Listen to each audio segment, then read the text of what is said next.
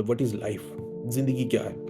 वो उन्होंने कहा जो कुछ भी नहीं है, ब ये हम एक एवोल्यूशन है, वो एवोल्यूशन में जो है ना बड़े स्पीशीज़ जो है ना वो आई और गई, हम भी उनमें से एक हैं। बस हमारी लाइफ़ जो है ना वो अभी चल रही है, तो बस कोई मकसद नहीं है, बस आओ अपना जो है ना जो भी खाओ पियो, लाइफ़ एन्जॉय करो और फिर चलते बनो। जितने भी फिलोसोफर्स हैं, इनमें से किसी ने कहा है जी कि ज़िंदगी एक गमों का घर है। बुद्धा ने गालिबन कहा है जी ज़िंदगी गमों का घर है, और किसी ने कहा है जी ज़िंदगी और खुशियों का जो है ना एक ज़ेवर है। ये बिल्कुल ऐसे है कि आपसे ये पूछा जाए कि व्हाट इज़ साइंस? साइंस क्या है? तो अब कोई बंदा इसका जवाब ये दे कि science is physics, science is biology, science is chemistry, तो साइंस तो तीनों ही है। लेकिन साइंस इन इटसेल्फ क्या है?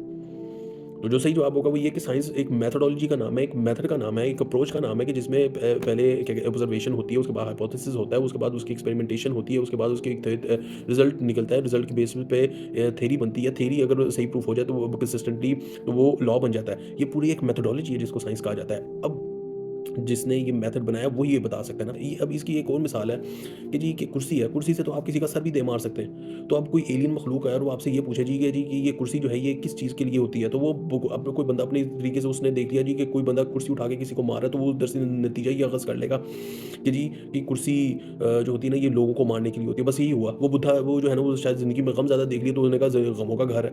या किसी फिलोसोफर ने जो है ना वो बस देख लिया कि खुशियाँ मिल रही हैं, तो उसने कहा जी ये खुशियों का घर है। वो बिल्कुल उसी तरह जिसने उसने कुर्सी देखी थी कि कुर्सी उठा के वो कोई मार रहा है, और भाई जिसने इन द फर्स्ट प्लेस कुर्सी बनाई थी वही बताएगा ना कि कुर्सी का मकसद इन द फर्स्ट प्लेस क्या है, उसकी एसेंस में उसका मकसद क्या है। असल जवाब आपको कहाँ से मिलेगा? उसी रब से मिलेगा ना कि जिसने बनाई दुनिया को। वो ये कहता है कि जी खुशियाँ भी हैं, गम भी हैं, लेकिन असल में ये दोनों ज़िंदगी को डिफ़ाइन नहीं करती, ज़िंदगी को डिफ़ाइन करते हैं इम्तिहान। ज़िंदगी एक इम्तिहान है, खुशी एक इम्तिहान है, गम एक इम्तिहान है। खुशी में शुक्र करने का या ना करने का इम्तिहान है, गम में सब्र करने का या ना करने का इम्तिहान है। ये अल्लाह ताला ने डिफ़ाइन किया हुआ है। अब आप मुझे बताएँ कि जी कि वो फ़लसफ़ा और कि यानी कि इस ज़िंदगी का एक मकसद है कि इस ज़िंदगी में जो कुछ बोओगे वो आखिरत में काटोगे। और ये बस अब एक तरफ जो है एक गुरु साहब हैं जी कि वो पूरी दुनिया में जाके जी प्रचार करते हुए कुछ भी नहीं है, बस आप आए हो, YOLO, you only live once, और आप जो है ना बस एक मरतबा आए हो, एन्जॉय करो, फिर खाते-पीते बनो और चलते बनो, और इस ज़िंदगी का कोई मकसद नहीं है। अब आप मुझे बताएँ कितने लोगों को अपने साथ जो है ना वो अल्लाह माफ़ करेंगे जहन्नुम की तरफ लेकर जाने का जो है ना पूरा एक रास्ता खोल दिया। इतनी बड़ी जो बात करने का मकसद है कि किसी तरीके से एक बात समझ आ जाए कि फ़लसफ़े की अहमियत क्या है। ऐसी नहीं बेवकूफ़ लोग नहीं है कि जो एक कमरे में बैठ-बैठ के इन चीज़ों के ऊपर गौर करते रहते हैं। फ़लसफ़ा जो है ना हमारे अंदर पूरी तब्दीलियाँ रूनुमा कर देता है।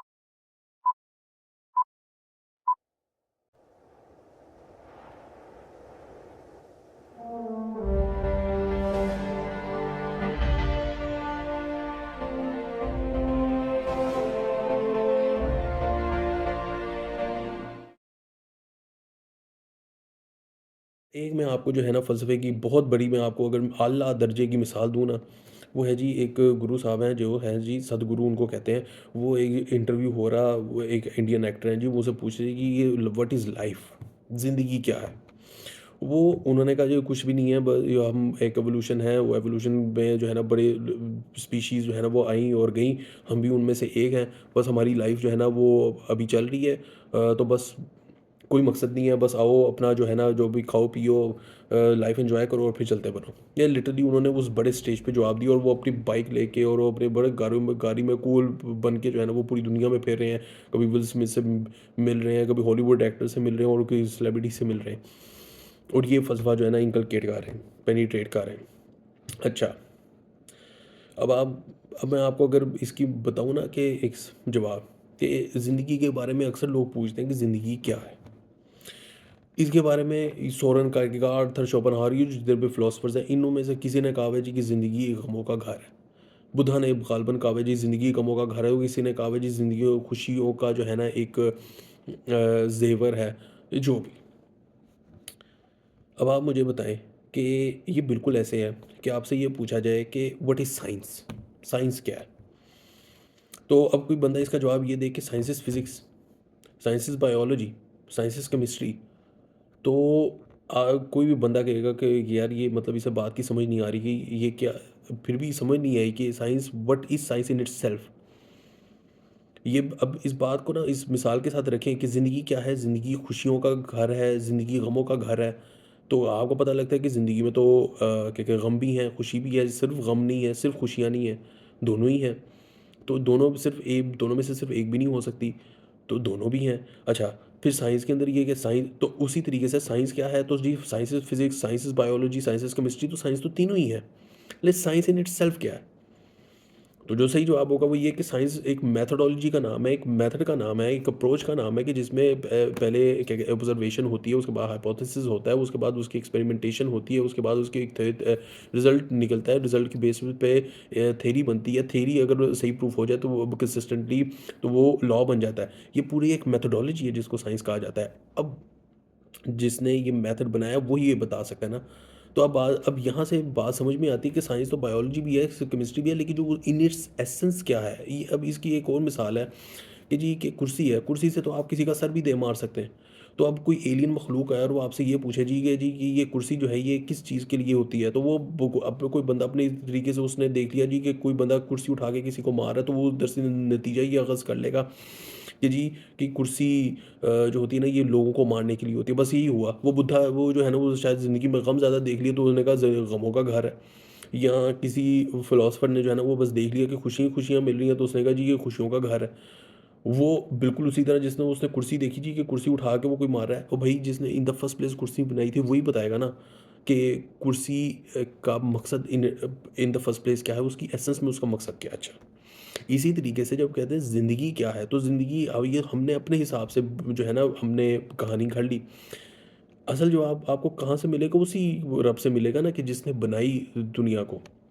वो ये कहता है कि जी खुशियाँ भी हैं, गम भी हैं, लेकिन असल में ये दोनों ज़िंदगी को डिफ़ाइन नहीं करती, ज़िंदगी को डिफ़ाइन करते हैं इम्तिहान। ज़िंदगी एक इम्तिहान है, खुशी एक इम्तिहान है, गम एक इम्तिहान है। खुशी में शुक्र करने का या ना करने का इम्तिहान है, गम में सब्र करने का या ना करने का इम्तिहान है। ये अल्लाह ताला ने डिफ़ाइन किया हुआ है। अब आप मुझे बताएँ कि जी कि वो फ़लसफ़ा और कि यानी कि इस ज़िंदगी का एक मकसद है कि इस ज़िंदगी में जो कुछ बोओगे वो आखिरत में काटोगे, और ये बस अब एक तरफ जो है एक गुरु साहब हैं जी कि वो पूरी दुनिया में जाके जी ये प्रचार करते हुए कुछ भी नहीं है, बस आप आए हो, YOLO, you only live once, और आप जो है ना बस एक मरतबा आए हो, एन्जॉय करो, फिर खाते पीते बनो, चलते बनो, और इस ज़िंदगी का कोई मकसद नहीं है। अब आप मुझे बताएँ कितने लोगों को अपने साथ जो है ना वो अल्लाह माफ़ करे कि जहन्नुम की तरफ लेकर जाने का जो है ना पूरा एक रास्ता खोल दिया। इसलिए मैं इतनी बड़ी जो बात करने का मकसद है कि किसी तरीके से एक बात समझ आ जाए कि फ़लसफ़े की अहमियत क्या है। ऐसी नहीं, बेवकूफ़ लोग नहीं है कि जो एक कमरे में बैठ के इन चीज़ों के ऊपर गौर करते रहते हैं। फ़लसफ़ा जो है ना हमारे अंदर पूरी तब्दीलियाँ रूनुमा कर देता है। आप किसी भी होम्योपैथिक डॉक्टर से जब इलाज करवाते हैं ना तो आपसे सबसे ज़्यादा नफ्सियात के सवाल पूछता है। वो इस वजह से पूछते हैं नफ्सियात के सवाल, क्योंकि वो खुद कहते हैं कि हमने जो दवाई देनी होती है ना वो इंसान के मिजाज के मुताबिक देनी होती है। और उनके मुताबिक भी जो आपका जो नर्वस सिस्टम होता है ना वो आपकी नफ्सियात से कंट्रोल हो रहा होता है। नफ्सियात जो बनती हैं वो बनती है आपके फ़लसफ़े से। तो फ़लसफ़ा आपका आपकी नफ्सियात के ऊपर जो है ना उसका असर आएगा। उस नफ्सियात का असर आपके नर्वस सिस्टम पर आएगा, नर्वस सिस्टम का असर आपके इम्यून सिस्टम पर आएगा, इम्यून सिस्टम का असर आपकी पूरी बॉडी के ऊपर आएगा। और वो पूरी बॉडी के ऊपर वो प्रोलॉन्ग्ड पीरियड तक अगर वो असर रहेगा तो वो फिर जेनेटिक लेवल तक चला जाएगा। यानी कि एक इंसान अगर मुसलसल उदासी में ज़िंदगी उसकी गुज़र गई, उस दौरान उसकी औलाद हो गई, तो वो उस बच्चे के अंदर जो है ना वो एक बगैर किसी वजह के एक उदासी जो है ना, वो बेसबब उदासी जो है ना वो उसके अंदर एक आ जाएगी। एक कांस्टेंट डिप्रेशन जो है ना उस बच्चे के अंदर जन्म ले लेगा। अब आप मुझे ये बताएँ कि जब इतनी बड़ी एक पूरी चेन ऑफ मतलब कि चल रही हो, अ, एक साइकिल चल रहा हो, परपेचुअल साइकिल चल रहा हो इस चीज़ का कि पूरी इंसान की किरदार के अंदर फ़र्क आ रहा है। और अब आप देखें ना यहाँ पे कितने गरीब लोग जी कि वो मदद कर देता है लोगों की जी कि वो अपनी आखिरत को लेके। ये क्या है, ये फ़लसफ़ा है ना जो बहुत अरसा पहले जो था वो कोई औलिया अल्लाह ने आके यहाँ पे इस्लाम का फैलाया था। वो हिंदुओं ने वो फ़लसफ़ा लेके वो मुसलमान फिर हो गए, तो वो फ़लसफ़ा कहीं न कहीं से वो आ गया, वो आज तक चलता आ रहा है। आज लोग उसके ऊपर अमल करते हैं बगैर सोचे समझे। वो उनको नहीं पता कि ये फ़लसफ़ा आया कहाँ से था, ये वो अब उनके आदत का हिस्सा बन चुका है। ये इतनी बड़ी चीज़ है।